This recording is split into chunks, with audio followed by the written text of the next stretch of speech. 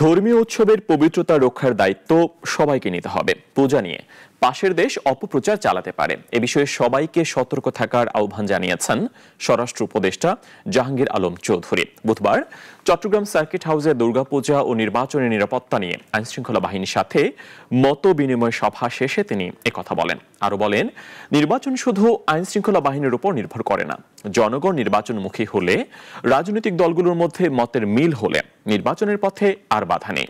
এ সময় তিনি বিভাগের জেলা প্রশাসক সহ সব স্তরের আইনশৃঙ্খলা বাহিনীর কর্মকর্তাদের সাথে মত বিনিময় করেন। অনেক উল্টাপাল্টা খবর দিত, আপনারা কিন্তু এটা কাউন্টার করায়, আপনারা সত্যি খবরটা দেওয়ায় কিন্তু এখন কিন্তু তাদের সংখ্যা কমে গেছে। বাট এই পুজো উপলক্ষে কিন্তু তারা আবার করা শুরু করবে। আইন শৃঙ্খলা বাহিনীর প্রস্তুতিও খুব ভালো এবং তাদের প্রশিক্ষণ কিন্তু শুরু হয়ে গেছে। এবং আপনারা জানেন যে আমরা অনেক সংখ্যক কিন্তু তাদের বাড়িয়ে দিয়েছি এবং সেনাবাহিনী, নৌবাহিনী এবং বিমান বাহিনী সবাই কিন্তু এবার ইলেকশনে থাকবে।